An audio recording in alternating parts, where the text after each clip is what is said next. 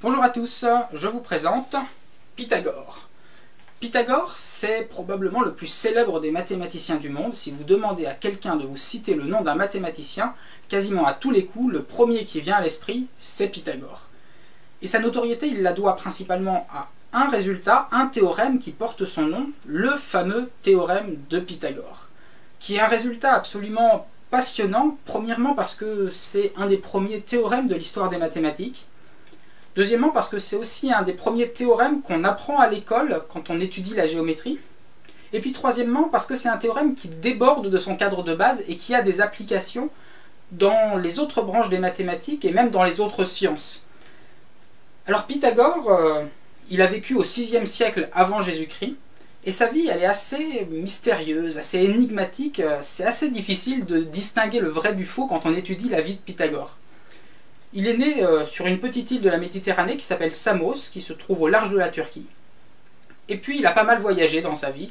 Il serait passé par l'Égypte, par la Perse, et puis finalement, il s'est fixé dans le sud de l'Italie, dans une ville qui s'appelle Crotone, où il a fondé son école, l'école pythagoricienne, où il avait de nombreux disciples qui écoutaient son enseignement. Il leur enseignait les mathématiques et la philosophie. D'ailleurs, Pythagore, c'était probablement plus un philosophe qu'un mathématicien. Cette école pythagoricienne, elle a continué après sa mort, et ses disciples ont perpétué son enseignement pendant plusieurs siècles après que Pythagore est mort. D'ailleurs, il y a toute une légende après sa mort qui s'est fondée autour de Pythagore, et quand on étudie les textes qui parlent de la vie de Pythagore, on trouve des choses totalement étonnantes. Par exemple, on trouve que Pythagore aurait été le fils du dieu Apollon. Le père de Pythagore aurait été voir un jour la Pythie de Delphes, qui était la grande prêtresse d'Apollon, et c'est elle qui lui aurait annoncé que Pythagore allait naître. Et d'ailleurs, Pythagore, le nom de Pythagore, étymologiquement, ça signifie celui qui a été annoncé par la Pythie. Alors on trouve voilà, des tas d'anecdotes. Par exemple, on nous dit que Pythagore avait une cuisse en or. On trouve aussi, par exemple, que Pythagore était capable de marcher dans les airs.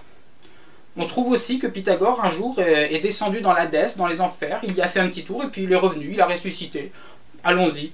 Toutes ces anecdotes sont vraiment très étonnantes et correspondent pas vraiment à l'idée qu'on se fait aujourd'hui d'un mathématicien, d'un savant qui cherche la vérité. On se demande comment les disciples de Pythagore, s'il leur avait vraiment transmis ces valeurs de science telles qu'on les conçoit aujourd'hui, ont pu inventer des sornettes pareilles.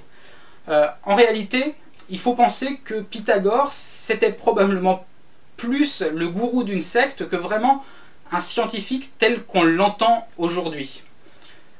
D'ailleurs, la plupart des sources qui parlent de Pythagore et qui nous sont parvenues datent d'assez longtemps après la vie de Pythagore, et donc il y a eu du temps pour que toutes ces informations aient été un peu transformées au fil du temps. Il faut savoir par exemple qu'on n'a aucune image exacte de Pythagore. Toutes les statues, toutes les sculptures de Pythagore qu'on peut trouver un peu partout, il n'y en a aucune qui a été réalisée du vivant de Pythagore. C'est toutes des œuvres imaginées par des artistes bien après sa mort.